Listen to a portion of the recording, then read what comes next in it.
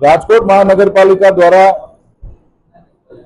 જે રાજકોટના નગરજનો માટે ને રાજકોટ શહેરની કોઈ પણ મિલકત માટે અમે લોકો જ્યારે ટેક્સની વસૂલાત કરતા હોય છે ત્યારે શહેરીજનો હોશે હોશે ટેક્સ પણ ભરતા હોય છે, પરંતુ રાજકોટ શહેરમાં કાર્યરત એવી સરકારી કચેરીઓ કેન્દ્ર સરકારની હોય કે રાજ્ય સરકારની કોઈ પણ કચેરી હોય એમને પણ એક ટેક્સના સ્લેબ મુજબ એને ટેક્સ ભરવાનો થતો હોય છે.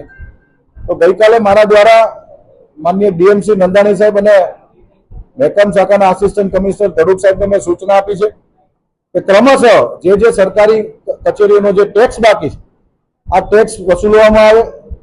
લાસ્ટ યર રેલવેએ પણ અમને ટેક્સ આપી દીધો છે. હવે આ વખતે અમે પોલીસ કમિશનરની કચેરી રાજકોટ શહેર પોલીસનો જે ટેક્સ બાકી છે એના માટેની પણ અમે લોકોએ નોટિસ ઇસ્યુ કરી છે. આવનારા દિવસોમાં કોઈ પણ કચેરીઓ બાકી છે તમામ લોકો પાસેથી અમે લોકો ટેક્સ વસૂલવા માટેની અમે નોટિસ ઇસ્યુ કરવાના છીએ.